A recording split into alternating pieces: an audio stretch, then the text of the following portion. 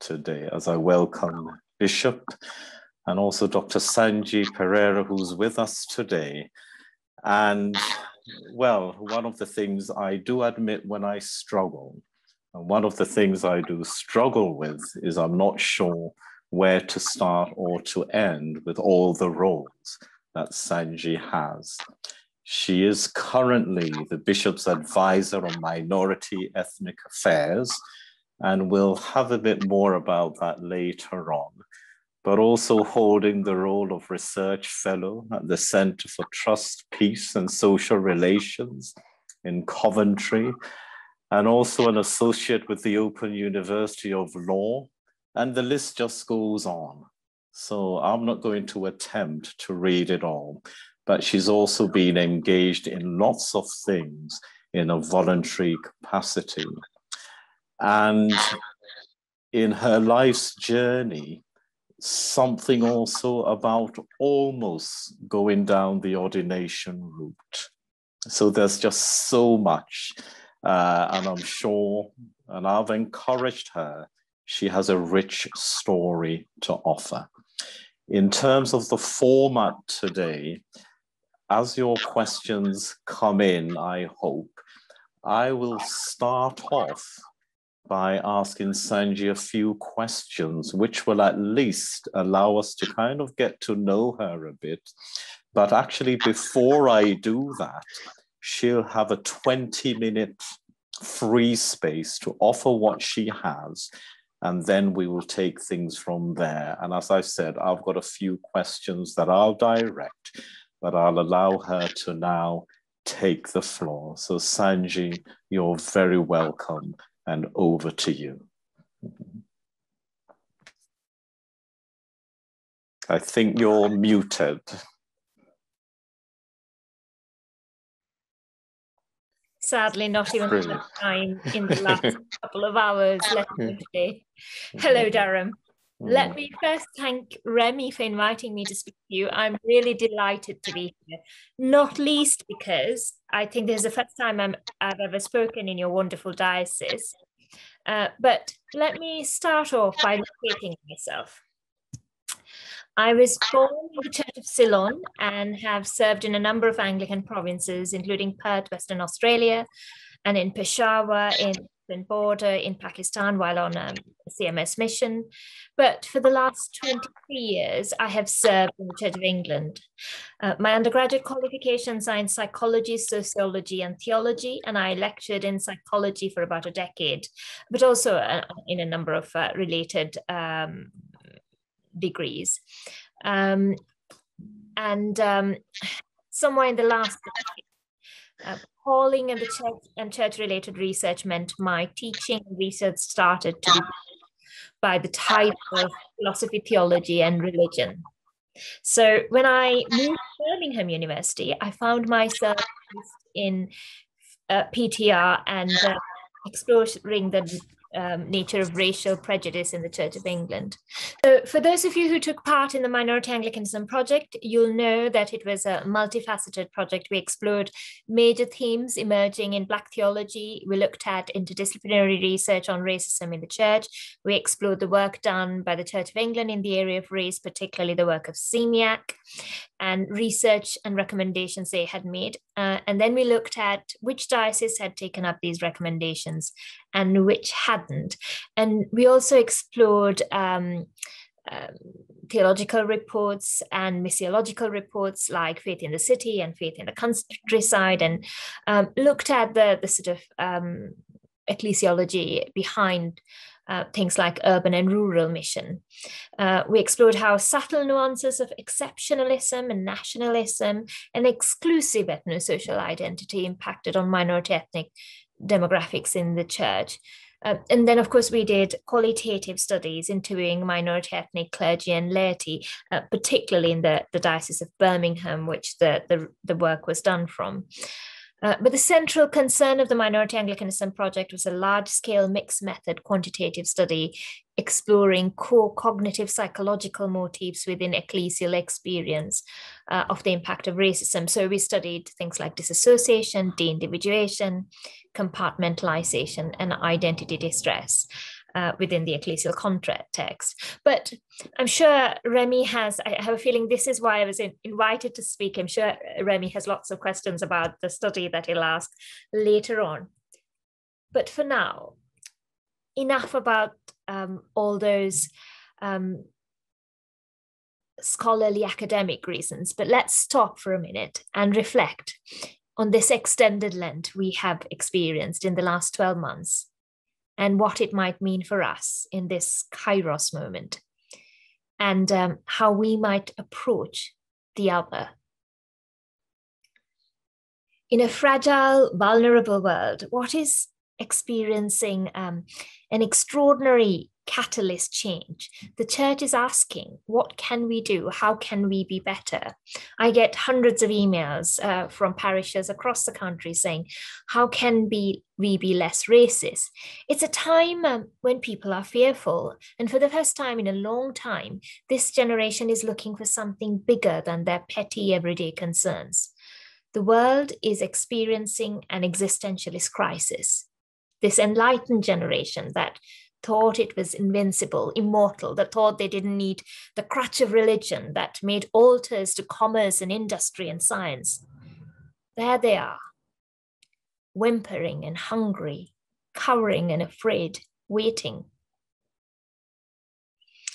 And there you are, ready to go tell, to evangelize and make disciples of the world. But have you asked yourself why you should go share the good news? Why do you want to share the good news? Is it because it's your day job or what you trained for?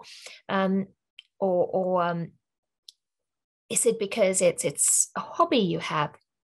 Has it become some sort of default mechanism? Is it because you know better? Is it because you have found something extraordinary that you're eager to tell the world? Is it because your spirituality is deeper and greater? Is it because your light is brighter? Is it because you feel superior, because you believe you are the gatekeepers to God's grace? Is it because you believe you've been anointed to speak for God? I hope we all ask ourselves why we do what we do often.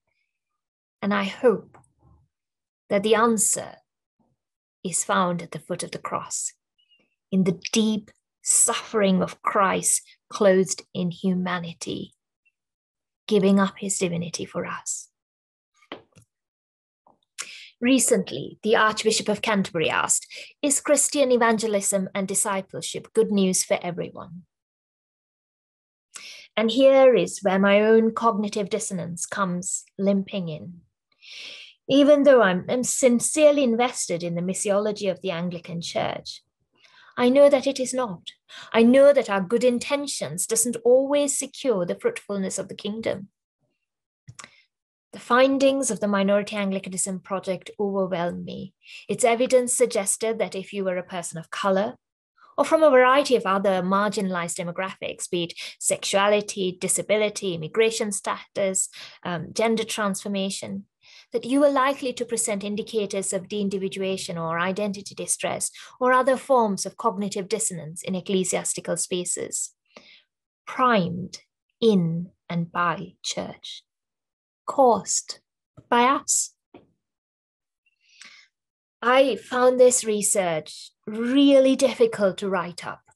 My scientific objectivity abandoned me, and I was filled with a cold despair. I don't know why I'm surprised. What did I expect? Almost every Black theologian, academic and activist, every ability and queer theologian I spoke to asked me, why are you surprised? How could you be naive enough to expect anything else? Nevertheless, the results punched me in the stomach. A prominent Black theologian and a good friend said, knowing all that you know about the history of Anglicanism and the Church of England, if you still choose to be a part of it, you are a part of the problem. I found that really hard because if you cut me, the blood that runs is Anglican. I was overwhelmed by a despair I couldn't quite explain to my white colleagues, a despair I'm not sure how many of you here today can grasp or even take seriously. So you might ask, firstly, what's the problem? Or in scientific terms, what are the causal conditions? And what can we do? I don't believe in ready-made solutions or grand theories, but here are some thoughts. In our interview studies, we consulted the expertise and wisdom of minority ethnic clergy, ordinands, and laity with significant ecclesiastical experience or responsibility. And their overwhelming conclusion was that it was a deficit in our embodied theology, a gap between orthodoxy and orthopraxy, that I might add to that the consequences of the fallen nature of human desire and the consequences of leaning too much on our own nature, on our cultural Christianity, rather than on the living presence of Christ. Of course, these metaphysical ideas are easy for me to sprout, as most philosophers, theologians, and other academics do. But how does this manifest itself in a lived reality? I have no doubt you here today, reimagining this disastrous year, have all been schooled in the best of our august theological colleges. I'm sure you've read the most insightful theological tomes and been inspired and invigorated by the most lucid and charismatic theological speakers. But I wonder whether you know the disastrous consequences of bad theology, of distorting the gospel to your own ends, of making a podium of the scriptures and hurling those sacred tablets to confound otherness, or to remake those who do not look or sound like or behave like you in your own image. Make idols of your own shadow. I wonder whether you know the consequences of your lived, embodied theology. If we speak about a God of justice, but cling to the injustices of the world, who will believe us? This disenfranchised and marginalized might say to the church, because you have power, because you have never really gone without, because you have no interest in changing a world that suits you so well, how can we believe in a church working towards a coming salvific just kingdom? If the kingdom feels the hungry and sends the rich empty away, do you really want the kingdom to come? If we are not active agents willing justice as we pray, thy kingdom come, willing a transformed world, will the hungry believe we want a world where no one goes without? Will the vulnerable believe and the marginalized want to remain in the seeming hypocrisy of a Sunday matinee of an elite members-only thespian guild? Do you see why we measured cognitive dissonance in our research?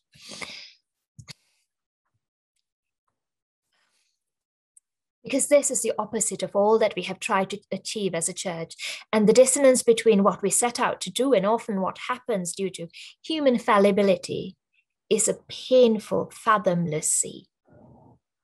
You might say to me, we try our best not to be sexist, not to be racist, homophobic, or ableist. And we have an equality statement on our website that tells everyone we're not prejudiced. So how did this come about? Isn't that what we always say when abuses happen in the church? We have put every safeguard in place, so it shouldn't happen at all. But it does. Often because we are broken and human, living out distorted mirages, because we are inattentive, because we're drowning in systemic pain, confounded in ignorance, living out our mortal lives in this fallen Eden. And yet, called to liberate God's people. I also wonder whether this licensed and authorized calling of these franchise churches and its tense yet collaborative righteous theology drives us to create impossible caricatures of supermen and superwomen who must always get it right, who must always have the answers, who must always speak for God. How do you disciple in this age of instant gratification served by Google and Siri? Where society often find you irrelevant, how do you invite God's people to a perilous adventure, a fellowship of the vulnerable ignoble? We, who are the apologetic tribe, blemished in scandal and ignominy, we who are always in the danger of falling into the enticements of feel-good ceremonials or problem-solving consumer church experiences. I hope you grasp the difference between sharing the good news and speaking for God or providing some sort of spiritual fix. Karenz, I'm hoping you will tell me when my 10 minutes, I'm at the 10-minute point, because I can't see the chat. Okay, I just sent you a message, but it's been 12 minutes now, Sanjee. Thank you. So how can we share the good news? Not so much as some sort of research finding that we can claim authorship to, or as a doctrinal curriculum that you're imposing on your flock or the world, and colonizing the other or indoctrinating your value system on the other, but as a journey, as an adventure, as an awakening to a wild and unfathomable God, a God that we can't contain, a God that we can't explain, a God that we certainly can't speak for, except in our gratitude of grace. Sharing the good news was never about lucid content. The divine intervention came in a vulnerable scandal, in love wrapped in a broken body, because humanity couldn't be transformed by the stone tablets with its nice, simple tick list of 10 strategic objectives. Evangelization and discipleship is not a technique. It is a love story. You are required to fall in love with that other, find the beautiful and divine breath and ashes of humanity, and treat them with extraordinary reverence. So you might ask again, what are the problems identified by these ecclesiological diagnostics you speak of? Where do we go wrong? How do we damage people? To answer that, I might need more than 20 minutes. So you might have to read some of the papers I've published on the subject. But let me give you a few glimpses of the root causes. We often have that image of Christ giving the Sermon of the Mount, where a reverent and receptive multitude sit quietly listening, captivated by his grace. Can you see it in your mind's eye? That pastoral scene in stained glass, the serene crowd, the muted sheep sitting by the master, all of creation subject to the voice of the divine human. And if you have seen a Victorian stained glass image of overseas mission with white missionaries similarly imitating Christ, all of the world's cultures and kingdoms at their feet, this becomes even more problematic. Part of the problem is that in our desire to imitate Christ and in operationalizing a cliched caricature of what would Jesus do, we often appropriate his lordship. As Jennifer Harvey advocates, perhaps we need to relocate ourselves and imitate his humility and receptivity rather than usurp his authority. For those of you who've not read it this week, I was talking to Al Barrett and Ruth Harley. Al Barrett's written an excellent book with the same press on this called Interrupting the Church's Flow, where he expands on the idea that we should, of questions we should ask yourselves. What would Zacchaeus do? Sanjee, I'll just let you know that you've got a 15-minute window, and also we're running a diocesan book group on that book starting after Easter. Perfect. So our calling is rooted in how we might encounter this divine image bearers. Accept an invitation to the holy ground of the other, where the flame of God-breathed life flickers. You must take off your shoes and approach with reverence, because this life, this other, is a beloved creation. Approach with slow Sabbath generosity. This is not a drive-through, and then you're not paid for by the count of souls that you convert. Approach with humility, receptivity, and vulnerability. For this other has much to teach the shepherdlings and afford rich insights into divine grace. Discipleship, when it is imposed from a place of superiority and work against the grain of God-breathed threads of a human soul in a deficit model, does much damage. If you want to see the consequences of a self-affirming, colonizing Gnostic theology that has long considered the secular word, and I use the word advisedly, I don't like the idea of a secular word, the whole world is the kingdom, that has long considered the secular world a trophy to be won. Look at the church attendance numbers. Look at what has happened as a consequences of considering Christianity a cheap currency to buy and sell acceptance, normativity, deontology, and civilization's cheap tokens. I'm going to stop there because I want you to be able to ask questions about how we might proceed from there. And if you let me, I can talk about this forever.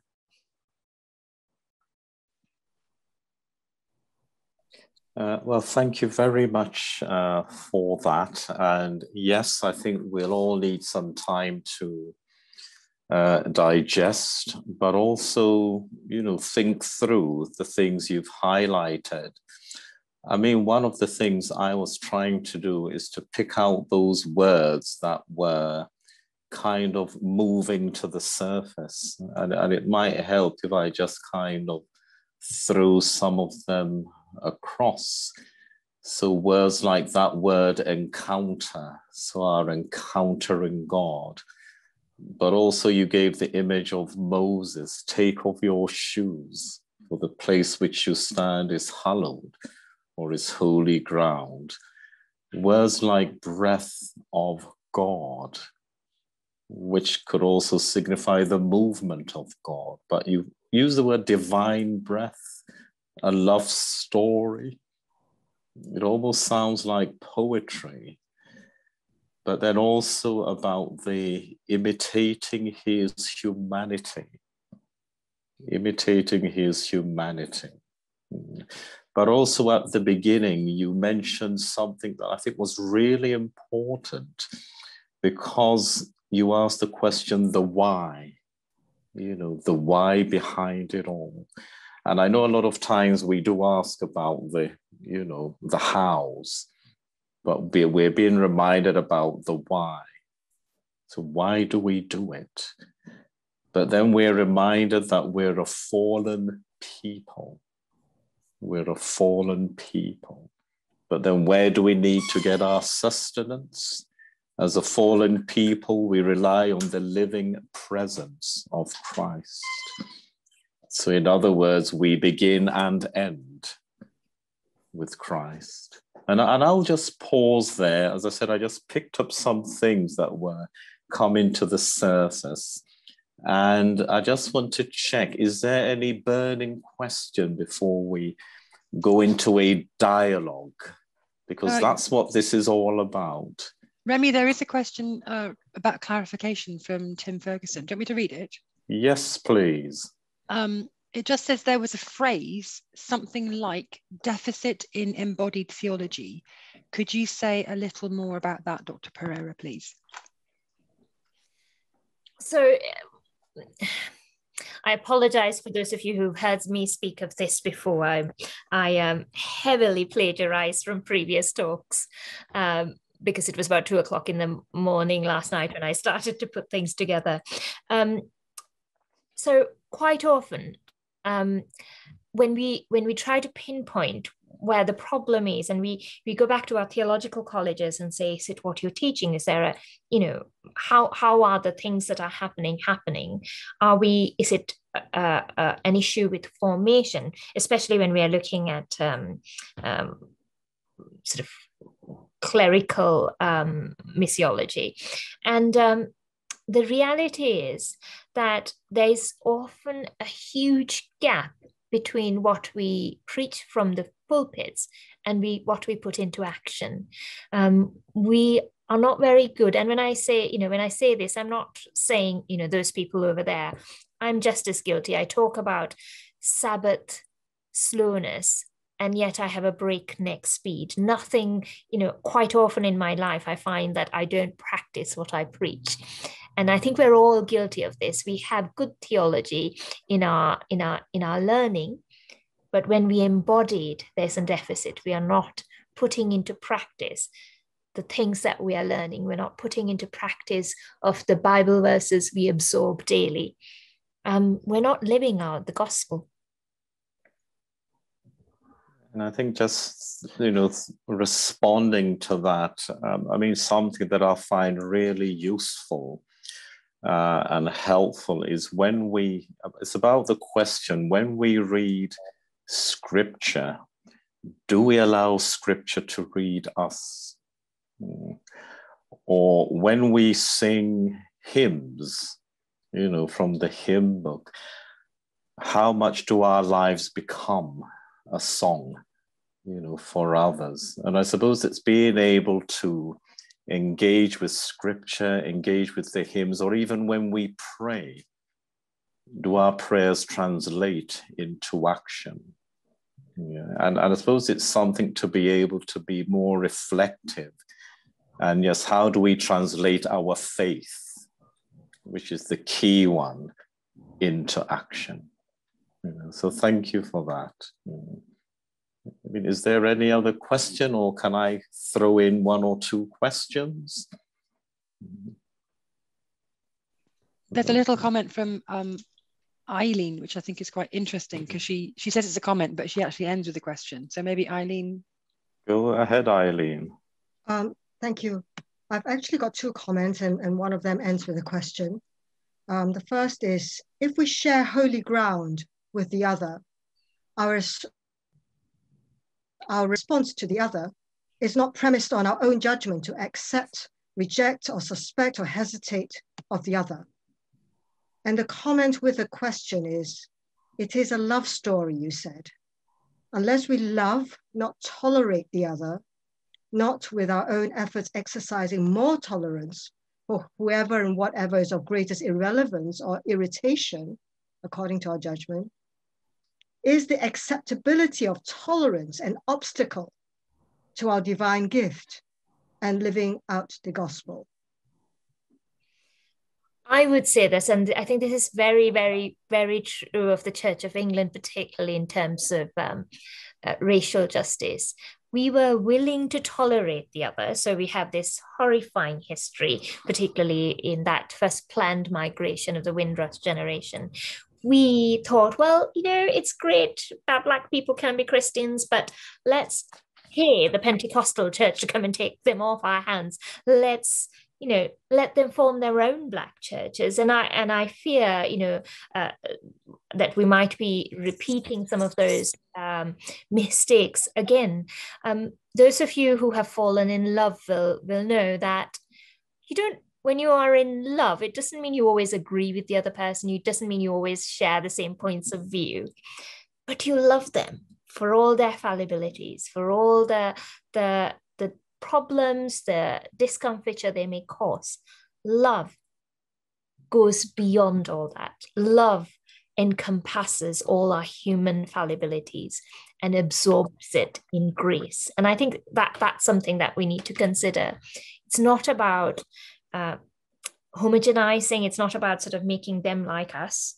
It's not about us simply learning a language, but it is about communicating our love by giving people attention. Attention is the first. So if you're going out and doing mission work in a particular context, learn about that context, become a part of that context, be rooted in that context.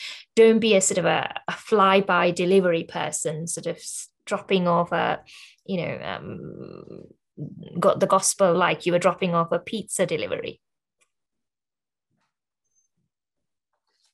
And just before I pick up another question from Andrew, I mean, we're talking about the love story, and that reminds me of scripture, a letter to the churches where the words were used, you have lost your first love.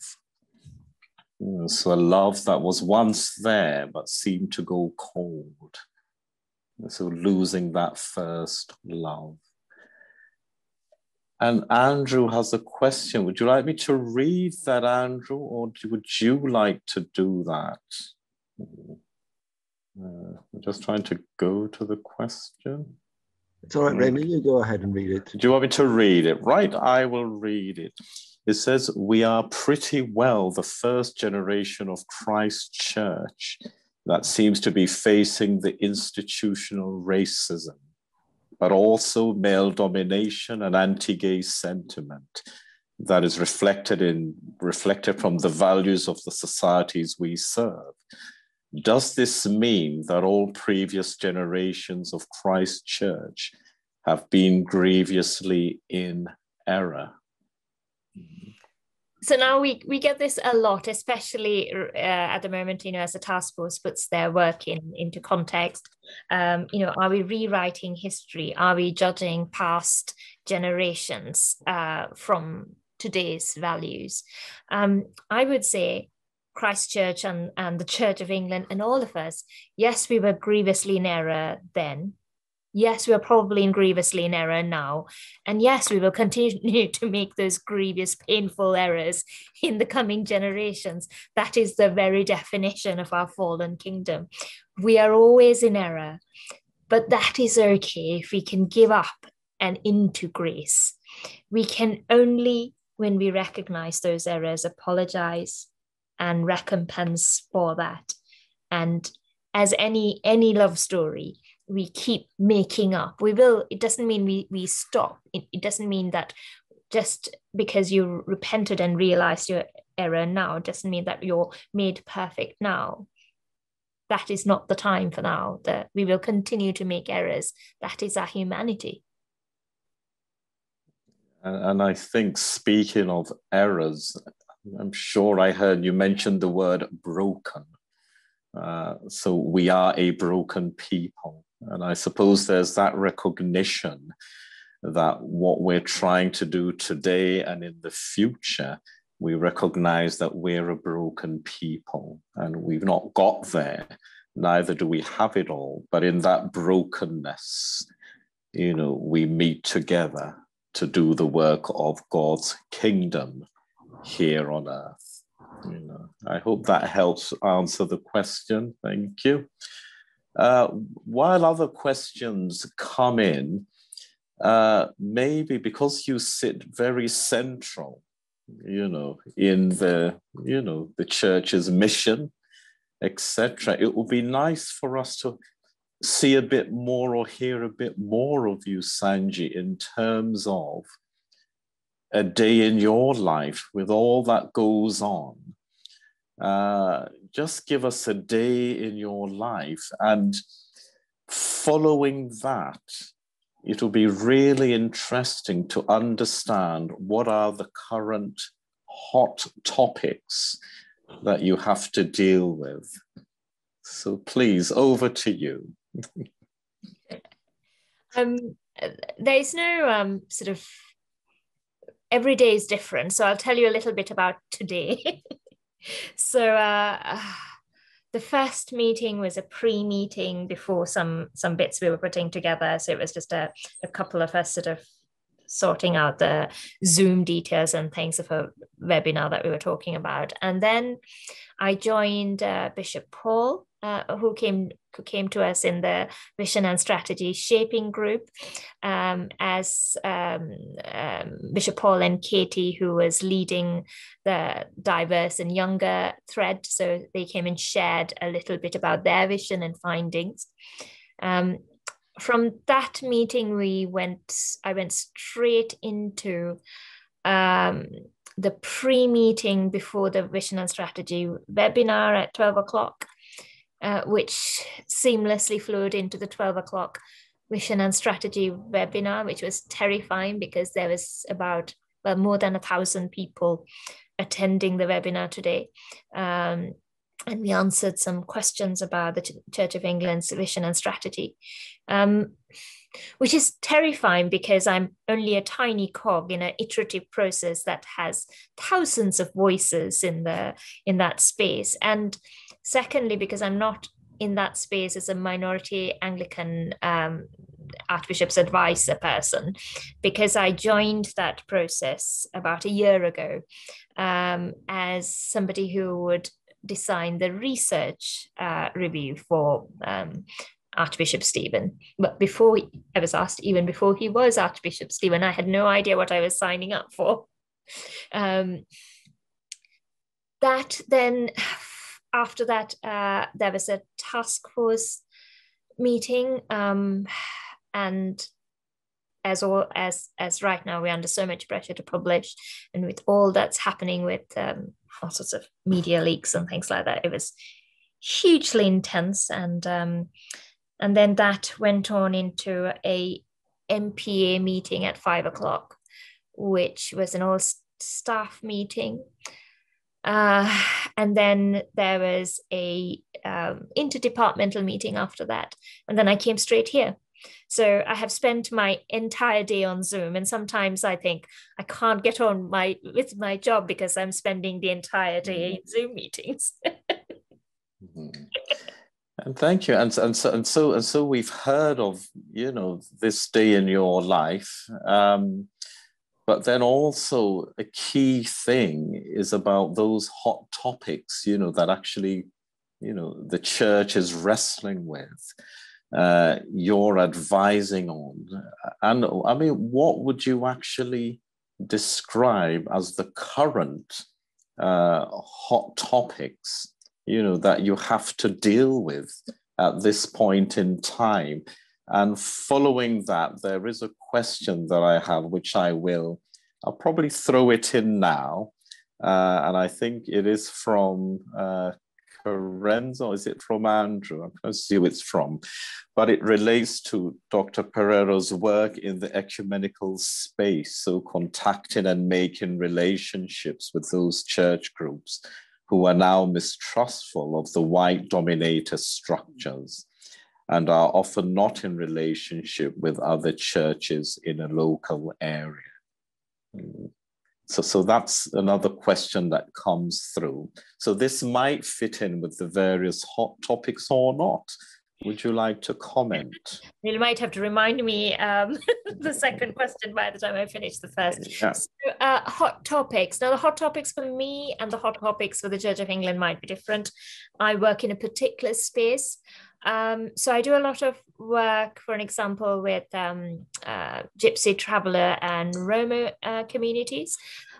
So this week that has taken up a lot of my time, because today, on top of all the other stuff that was happening, I had to keep my eye on parliamentary questions. Bishop of St. Albans was asking some questions for me on behalf of some of the pressure groups I'm working with, the Churches Network for Gypsy, Traveller and Roma communities, about the way the census might register people and how church spaces might support Roma communities that are particularly marginalized just now, when things like running water is turned off in normal spaces that they would inhabit, when land access is becoming a significant problem and criminalization of a particular way of life is happening. So that's this week that has been a reigning hot topic, where I've had lots of meetings.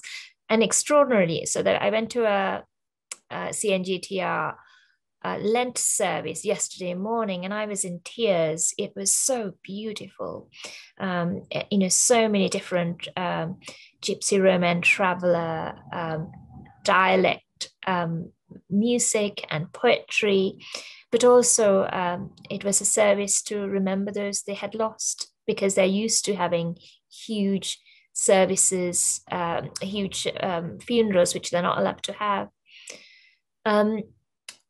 And then this week, I also spent some time with CBTI and churches together, where we had lots of different denominations looking very analytically and diagnostically at theory of change in racial justice work, which was extraordinarily fruitful, I thought, and some extraordinarily wonderful work being done by CDBI. Then there was a planning meeting for the George Floyd's death anniversary coming up, and a planning meeting for the racial justice service that's coming up that CTBI is going to do together. So I could go on and on. There's just like a million hot topics. And CBTI, can you remind us what that is? Churches Together. It's CTBI. I think Churches Do. All right. Britain and Ireland. Okay. Who they're a wonderful resource, because it allows people from the Methodist Church, from the Pentecostal Church, from congregationalist spaces to come together and pool our resources, learn from each other, encourage each other, and you know, sort of even things like so when I was thinking of creating a Racial Justice Sunday website in the Church of England, I leaned heavily on the Methodist Church one, because they've done a wonderful job, and I'm really jealous So I was able to say to the Methodist Church representative, "Ooh, will you help us with this?" And, you know, there's such extraordinary generosity to each other there. So it's a wonderful place to work collaboratively with. Okay, thank you. And thank you, Joanne, for clarifying that. Joanne is with the Churches Northeast Together, and I'm sure she echoes all that. So thank you, Joanne. And yes, Carenza had a question. Then I believe Tim Ferguson. Carenza, would you like to raise that?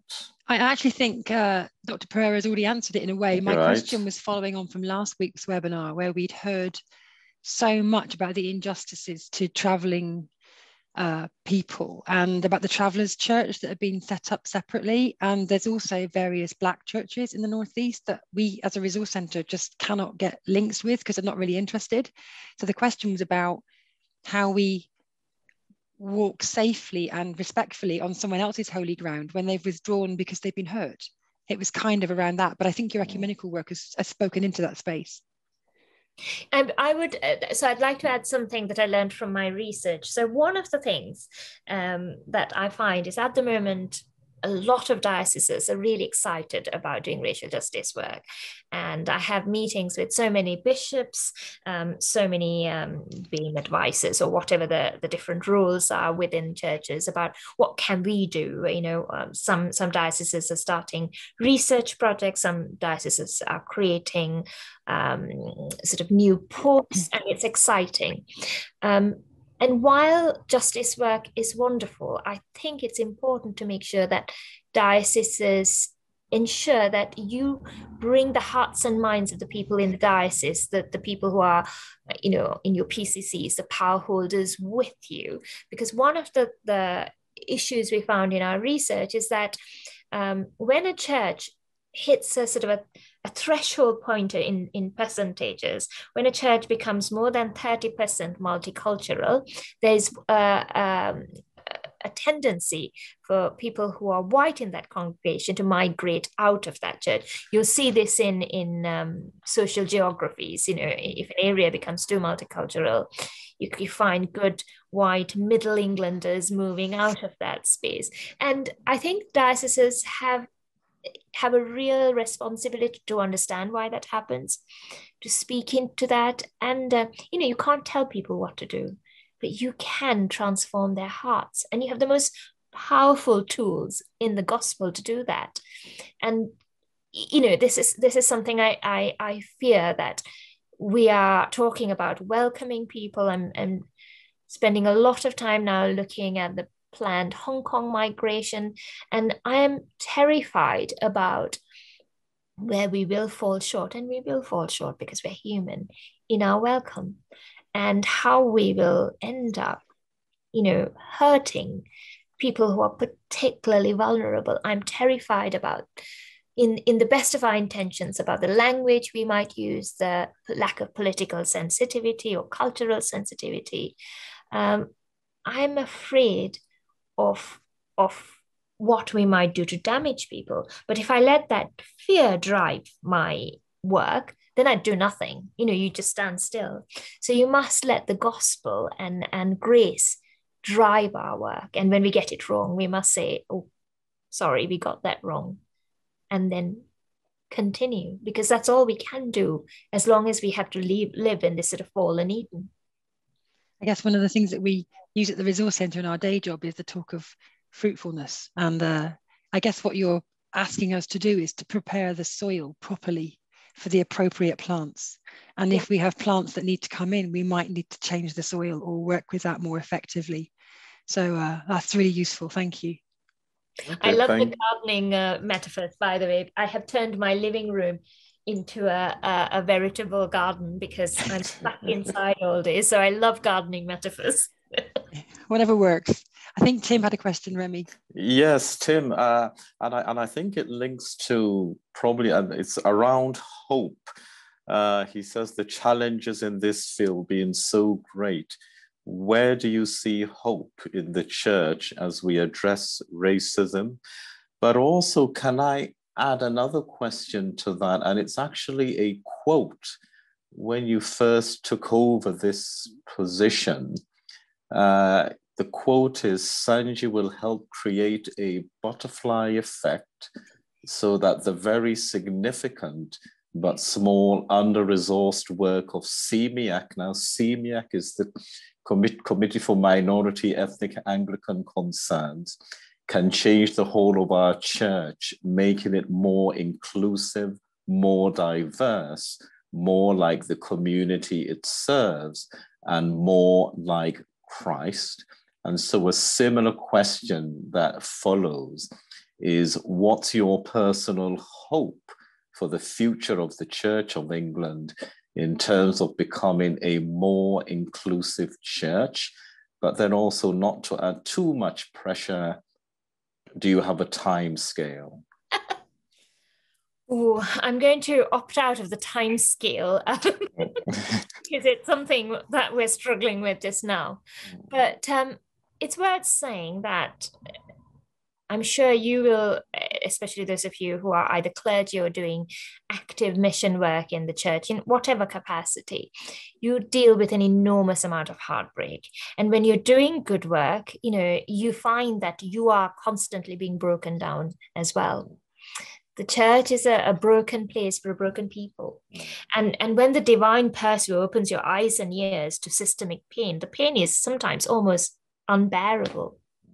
I always say it's sometimes like the soft, hushed lullaby at an infant's wake, approaching a tornado, tearing up everything in its path. So how do you prepare for brokenness like this?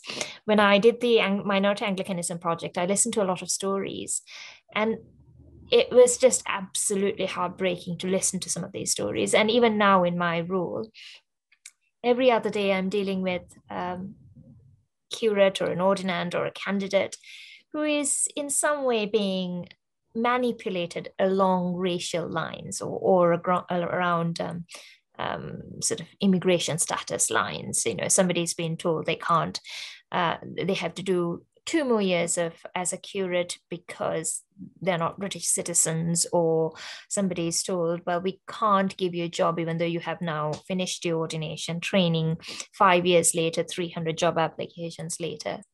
It's just heartbreaking. And then on top of all that, you also get the sort of hostile, overt racist hostility. And it's easy for me to say here, the church should be vulnerable and radically receptive. But the world is hostile. So hope is all we have to hang on to. And sometimes the hope can be sort of real practical things. So we got a lot of, you know, anti-racism effort letters saying, you know, there's no race issue in the church, you're creating a problem, you name it, we got it. We got some awful letters. But every 20th or 30th email, we also got letters of encouragement and gratitude and hope. Those tiny flickers, you know, when you send somebody that thank you card or say, you must be having a hard week, do you want me to drop off a meal for you? Or do something small. You're being a witness to the kingdom. And those are the things I clung to. Hope is all we have. Okay. Well, thank you very much for that. And I also recognize, and I thought, speaking about hope, I also recognize there are both clergy and parishioners with us tonight, and we're all called, you know, and I just want to read something from, I haven't got his name down, but it's actually a vocation prayer, part of which reads, Lord, you call us to be storytellers, planting your explosive news into our defended lives, locating us in the script of your human history. And I thought that just speaks to us all, you know, that we're all called to do that. And I just hope that, you know, was relevant to, you know, what you were saying. I know things are going on in the chat. I'm just trying to, you know, pick up one or two more things.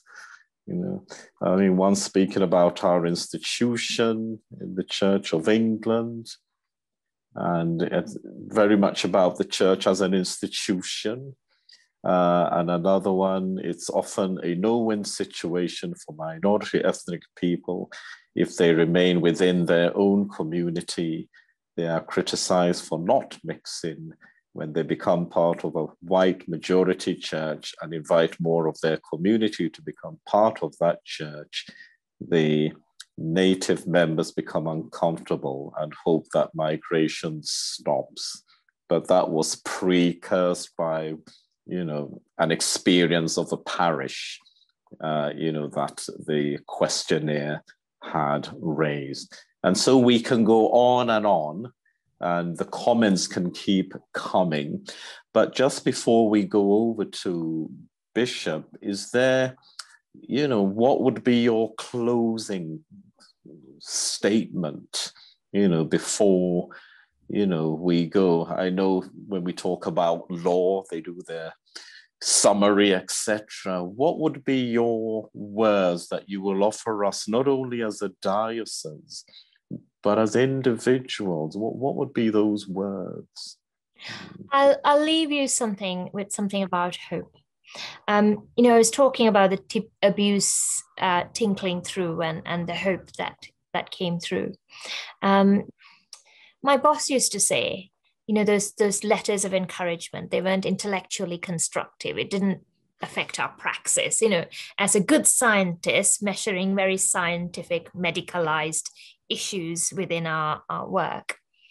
But they were a soft chime of hope, like the songs I hear ringing from spire to spire across the country, seemingly obscure, irrelevant, rung by sweaty human endeavors, if they're anything like our church bell ringers, very human hands huffing and puffing in a crumbling, aging bell tower.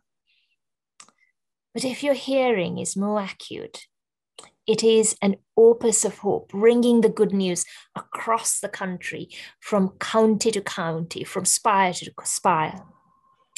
A chorus where each note of frustration, lamentation, jubilation mingle to ring out our song of hope. As I said before, I'm confident your ministry is undergirded by sound theology and compassionate scriptural exegesis. And while you have an unthanked task ahead of you, where you're misunderstood, misrepresented, taken out of context, exploited, reviled, abused, and broken over and over again, I hope you'll realize that this is the breaking of your understanding, and that the nourishing of the soil of the new Eden, you are the nourishing soil. I hope it'll open your ears to the transcendent opus that is the song of the bride of Christ, because the secret that the divine pursuer whispers when he catches us off guard is that love can heal lamentation, transform despair, and transcend the brokenness. Because love was stronger than death. So if all else falls on deaf ears, I hope that you'll remember that. Love is stronger than death. Okay, thank you very much. And I just want to acknowledge that's something in the chat, and we will address it. I'm just acknowledging, Graham, what you have spoken about in terms of, you know, about how racism works and how we can work to change ourselves and our institution. And I appreciate, yes, talking about things of race, racism, etc. can be frustrating, can be very uncomfortable, but I assure you, and I believe Carenza, you know, will also back me up on this, we will make that time when we'll be speaking about more practical ways of addressing it. And I hope what we're actually doing now is doing that thing where we have to learn what it means to confront ourselves. And when we confront ourselves, the actual doing can come from a place of actually having confronted ourselves. And I would actually say that's the next chapter in terms of where do we go as a diocese. So we've been confronted. we will now ask ourselves, what do we now do? And then we'll work on that together. I'll now, not take much more time, but I will now go over to Bishop, who will try to draw things together, but there will also be a moment of questions, comments, if people have, before Bishop finally closes with a blessing. So I'll invite Bishop Paul to say his piece.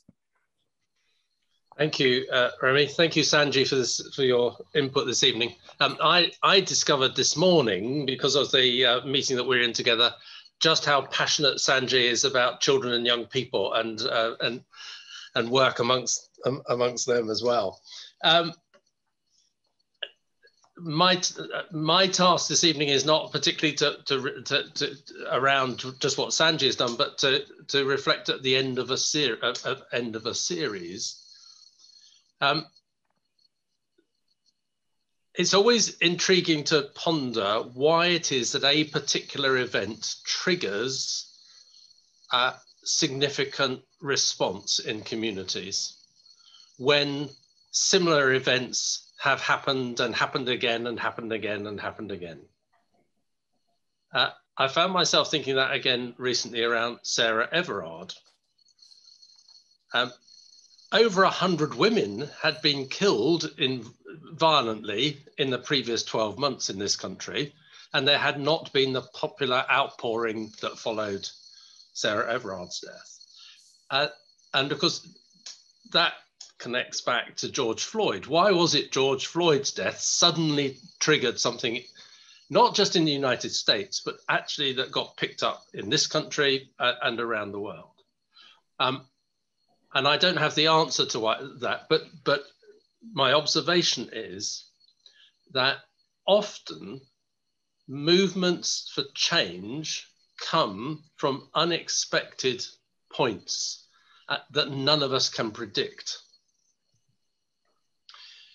What did happen with the George Floyd incident and the outpouring that followed that in this country was we ran a couple of webinars, particularly targeted at clergy, where people like Eileen and Remi and Steve and Aaron shared some of their own personal experience of racism.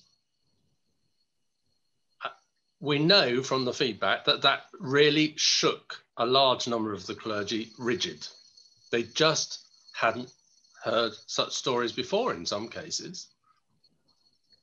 And that's what then led to working on what could we do next, and the idea of producing a Lent series.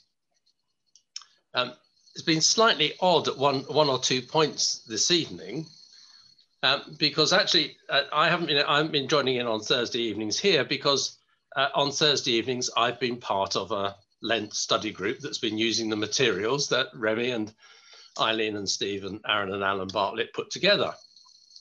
And our last session was this evening.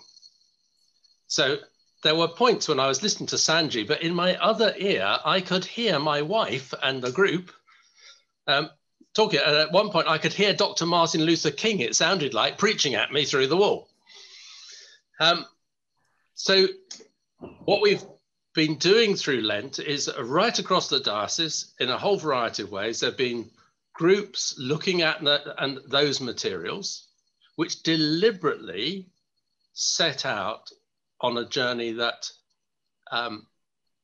began from a point of working on an assumption that some of this was going to be brand new for people, because people had never confronted the issues of justice and racial justice and injustice before.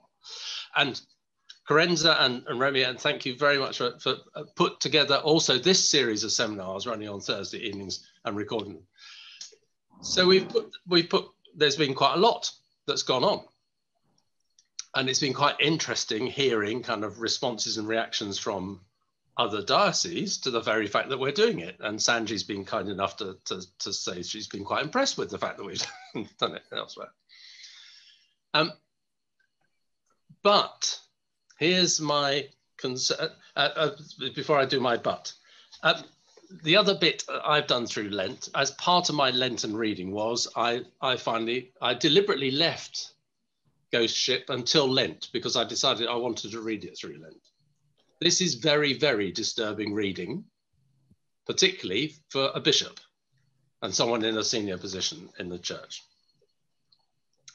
But extremely well worth reading. And I noticed this week, actually, it's been announced that Azariah has been appointed to be a parish priest in Manchester. The big but is, here's my fear. We go away and tick off, we did a racism and racial justice in Lent 2021. So we've done it. And this is to pick up the issue of that. If that's what happens, then it's been an utter failure.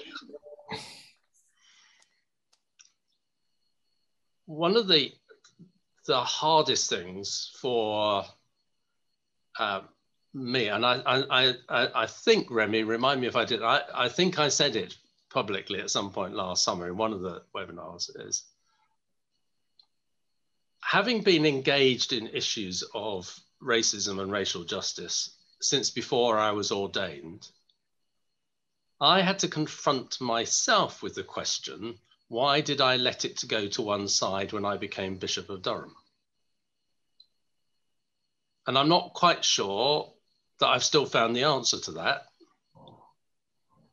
And if I'm being kind to myself, I'll say it's because there were lots of other issues and so on and so forth, and the time wasn't right and so forth. The danger is that I'm lying to myself. And the danger is that I fell into the trap of thinking, let me look at the population of the Diocese of Durham and its makeup. Is racism really an issue here? When I was in East London, you couldn't avoid it. When I was in Southampton, you couldn't avoid it. And yet, it's always been my conviction that the places where we need to ask the questions and look at how we behave most are where the white majority is at its strongest and at its highest. This is absolutely an issue for the Diocese of Durham. So looking forward, so the questions is, and Remi began to, thank you for your, because you gave me a lovely segue actually, Remi, in the way you introduced it, is what have we learned, what have we discovered that enables us to begin to actually start making changes, doing some things about it, taking steps forward, encouraging individuals, encouraging congregations, and working with other Christian partners, working with wider society. What are the steps that we should take? Knowing that we will make mistakes on the way, we will slip up with things we say. Some of the things we might try won't work, but that's the very nature of the adventure that God takes us on. One of the most extraordinary visits that Rosemary and I have been privileged to make around the world was a 5-day trip to Addis Ababa in Ethiopia. The reason we went, we'd gone to our regular visits to Rwanda and Burundi, and we decided to touch down in Ethiopia on the way back, not to have a holiday, but because Rosemary has a cousin who had lived in Addis Ababa as a mission partner for 20 odd years. And we thought, we keep flying over her. Why don't we stop and see her? And we didn't go outside Addis Ababa, but there are some of these famous rock churches on the edge of Addis, and we went to see those. Because one of the things, because the Ethiopian Orthodox Church regularly wants to remind us is we were around long before most of you, because they trace their origins back to the story in Acts 8, and Philip being whisked to see the chariot and to meet the Ethiopian eunuch, who, having heard the gospel, gets baptized and goes on his way. And nothing more is ever heard of him. But when you're in Ethiopia, I tell you, they want to tell you about the fact that they have been following Jesus ever since that Ethiopian returned and shared the good news with other people. And the reason I say it's one of the most profound things for me was because it was one of the biggest wake-up moments to remind me just how far behind the world church, truly the Church of England, is, and how young we are compared with the church, and that the majority church has always been not white. And yet I minister most of the time as if we were.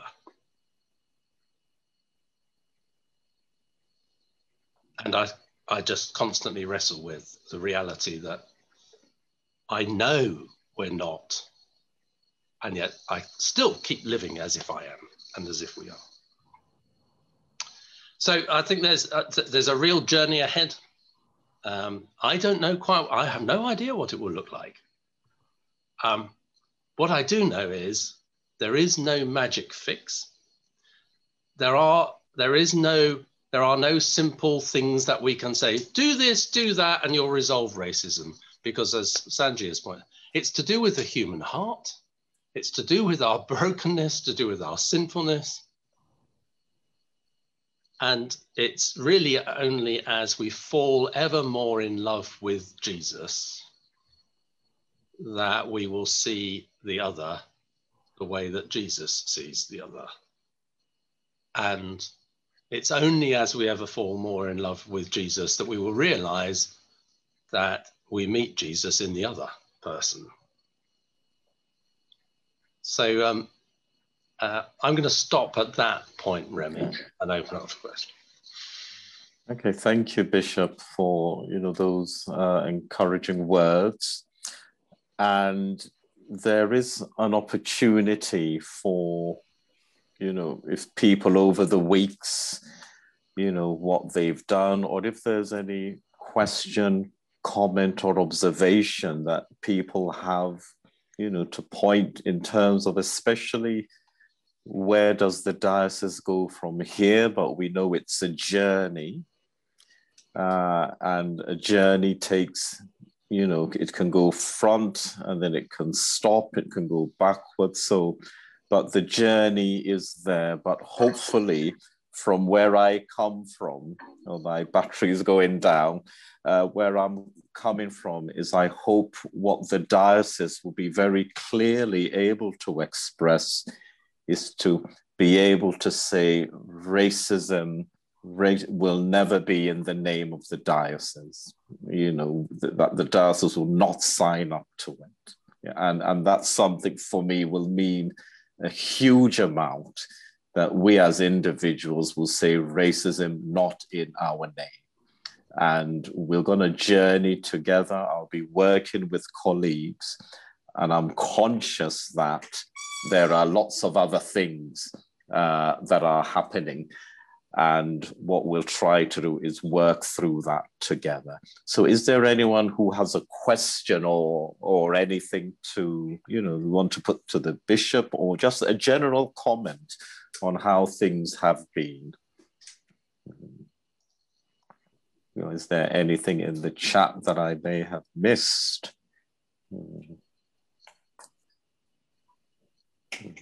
Okay, I know Carenza has said that we have more copies of Ghost Ship in the resource center, and if people would like to borrow a copy, they will be very welcome if they want to borrow a copy. So that book, Ghost Ship, and I would like to hasten to add, it is in our plan at some point to invite the author, which we did have a chat about it in a collaboration with Newcastle Diocese, but we thought we would rather kind of get ourselves to a particular stage before we invited the author. So at some point, that isn't off the table. Okay, so hopefully there'll be more work around that. Any other questions? Remi, we've got a question from Graham first, and then we've got one from Mike Chater. All right then. Okay, yes, go ahead. Hi, Remi, thank you. One of the issues that we face with racism is that very often it's about power. Most racism is about power, but I just wonder whether the Anglican Church is moving into an interesting place where institutionally it is still phenomenally powerful, but actually in local terms, the Church is often not in a powerful position. It's often in a position where there are small congregations, there are few people attending. It doesn't have the cultural significance that it does with many of the people in the villages in which I go to church. And I just wonder whether, there's an interesting reflection there, whether this actually is an opportunity for the Church to get alongside people. And maybe even an opportunity for the Church to be saying, let's put away the power that we have as an institution and perhaps even relinquish the power we have as an institution, and whether that will offer us a greater opportunity to stand alongside the other and deal with some of the power issues. Thank you. Yeah, thank you very much, Graham, for that. I mean, I don't know if any of our speakers want to speak to that, but I'm also happy to respond. I'm also, absolutely, Graham, it's power is very critical in the whole thing. So I think there are questions about how and when and how can we lay power down, how can we give power to others. I think there are big questions to be fair to the church commissioners. I know that they have done quite an analysis of their income and how much is rooted in our history. And it might, but I think there are big questions to ask about, should we seriously consider using quite a lot of that financial power to address some of the issues? So I think there are questions of reparation. There's all sorts of, and things like that we should confront. At a local level, I agree with you. I think being alongside people locally in a powerless position as well, alongside them, if they feel powerless, that's a good place. Yeah, do it. Okay, thank you very much, Bishop. I mean, one of the things, before I bring in Ali's question, is when I was going round to various chapter meetings, before we started this cause, one of the things I mentioned to a lot of the meetings is that all our communities have their own stories. And as a church, it is important to engage with the stories, because what a lot of our communities face are things like isolation, like being referred to as, the not belonging. So they also have very painful stories. And one way what we can do is go alongside our communities and engage with those stories, because in those stories, we'll find a lot of things that we share in common. And so I thoroughly agree that it's important to engage with the stories of our communities, and then we together, go out and do the work, because communities are vital to it. And I'm just seeing now Ali, and then Mike Chater has a question. So Ali's question, I don't know, does Ali want to say that, or do you want me to read that out? I'll just find it out. Let's see. I suppose it's less of a question, more of a pondering. I don't think there's any real easy answer to it without dismantling a system and a government. But I think, just as an aside, if you think of what came out of New Zealand today with Jacinta Ardern, and the ladies who have the misfortune of suffering miscarriage will still be paid while they're off recovering from that. It's a totally different way of thinking when you have someone in power who is different to the usual, the white male. And what could it look like if we have other people in power and transform communities that way? But I think that will be quite brave of institutions to take that step. Yeah. But I'm ranting and I'll shut up. No, thank you. That's very helpful, Ali. And I think your point about, I think I saw in the chat you made a thing about other and other, because is the language that's used at the moment. But I think you're right. I think we go back to an old Martin Buber's I, thou. It's about I and you rather than I and the other. That's a healthier way of talking, actually. And we also know that the thing about power, it can maintain certain structures which keeps other people out. Mike Chater.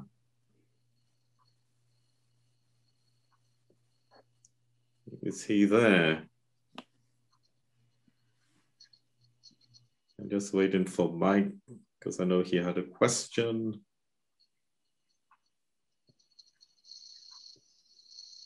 Okay, he's not. I'm trying to read now. Is Mike? Oh, Mike's not working. Shall I read it for you, Mike? I'll just find it if you like.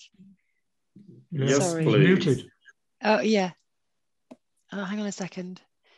It was actually a question for Bishop Paul, and it was in relation to his presence on committees. So it says, hold on a second. It was in, where's it to? Can anybody else find it quicker? Hang on a second. I'm actually looking for it. I can't.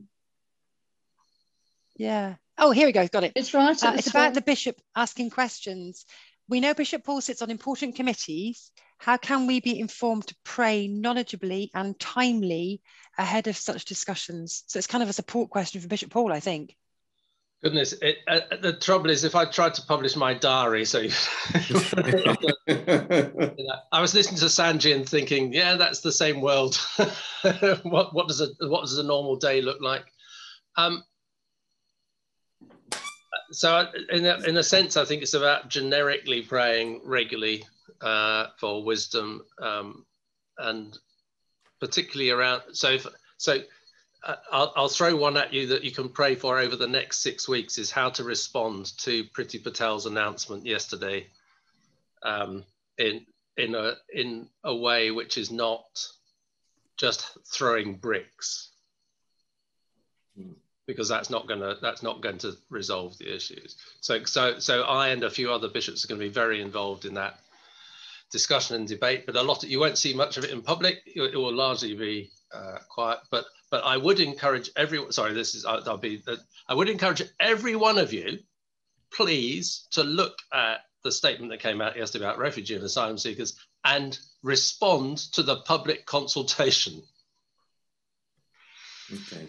Thank you very much, Bishop. There's also a change.org petition as well. Yeah. Yeah. I mean, before I'm sure it would have been said last week, wouldn't it? The largest ethnic minority in the Diocese of Durham is Gypsy, Roma, and Traveller. Mm-hmm. It was, yeah. Right. Thank you. I mean, before Carenza makes some final announcements about the way ahead, I know Eileen had a statement. So if she had something to say, so I'll allow you, Eileen, to be the last person. We'll then hear from Carenza about the various announcements, and then I will then hand over to Bishop for the final blessing. So Eileen. Thank you. It's really a comment responding to Graham Young, in that the power that rests with the people, and I think actually a pseudo power that can become very crippling to the church towards its own people. I had a lot of welcome and support and encouragement just to speak the gospel, to do the good news, amongst all, parishioners, community, and so on, where I had been before, but it was my own colleagues and hierarchy that did not welcome that. And a comment was made by them, and I thought to myself, why didn't you actually listen to yourself? It's like, if the people knew that we have this problem with Eileen, they would be horrified. They would be shocked. But it still didn't change the institutional behavior towards me. And I think that sometimes the church needs to look at itself and say, who are the church? We are in parishes with everybody, and we serve and live and minister to everybody. And so this thing about power, it can corrupt inside, in there, and it can really spoil who God has called us to be as the Church of England in this place. Okay. I want to say a huge thank you, actually, to Remi and Carenza. This last opportunity to do that. And a massive thank you to Bishop Paul for coming up with this and actually pushing us to make this happen. Okay, thank you very much, Eileen. I will go over to Carenza, who has some announcements, and then I'll say a few words and I'll hand over to Bishop. Carenza. No massive announcements. I'm going to paste into the chat information from the Communities Together Durham and the North East Churches Together and the Resources Centres joint coming together on a book group going through Being Interrupted. It's 6 sessions. It'll be on a Tuesday night, 90 minutes, drop in, accompanied reading. The Resource Centre's putting money behind this. It's an expensive book. So if you'd like a copy to be part of that, we will actually purchase one for you so you can use it and make it more accessible. We think it's an important book to Sanjee, so we're going to put our money where our mouth is. Al Barrett, one of the authors, and Ruth will be joining us during the process of this. It's very joined up. But I'll put that information in the email. So tomorrow you'll get your recording. You'll get the invitation to this book group as if you haven't got enough things to do on an evening. And you will also get your reflection sheet. My gratitude to all of you for your patience and your indulgence. Thank you. And I would just like to echo that to say thank you, because you've invested a lot of this, and I can assure you your investments will not be in vain. Because what I'm hoping we'll all do is to enter into that period of Holy Week, enter into Easter, enter the period of resurrection, and we will definitely reappear. But I want to just ask you to hold on to 2 words, and these were from my reflections this morning. And the word is Thaw, T-H-A-W, and the other one is Thor, T-H-O-R, so which comes from the film. In one of those thaws, things are allowed to melt. In the other thaw, things are broken with a hammer. Things that melt, things that are broken with a hammer. And I would just want us all to allow what we've heard, what we've experienced, give it a place to just melt, to defrost. Don't break it with a hammer, but allow it to defrost. And in the weeks and months ahead, we'll start working with those and with the various themes we have. And so I thank you all. I thank Bishop and also Sanjee for their time with us today from very tight schedules. And just as we began this series with a blessing, it's just fit that we also end it with a blessing, but also in some ways a commission to go out into the world.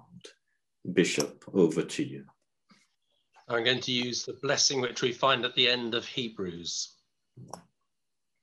Now may the God of peace, who brought back from the dead our Lord Jesus, the great shepherd of the sheep, by the blood of the eternal covenant, make you complete in everything good, so that you may do his will, working among us that which is pleasing in his sight, through Jesus Christ, to whom be the glory forever and ever. And the blessing of God Almighty, Father, Son, and Holy Spirit be upon you and remain with you always. Amen. Amen.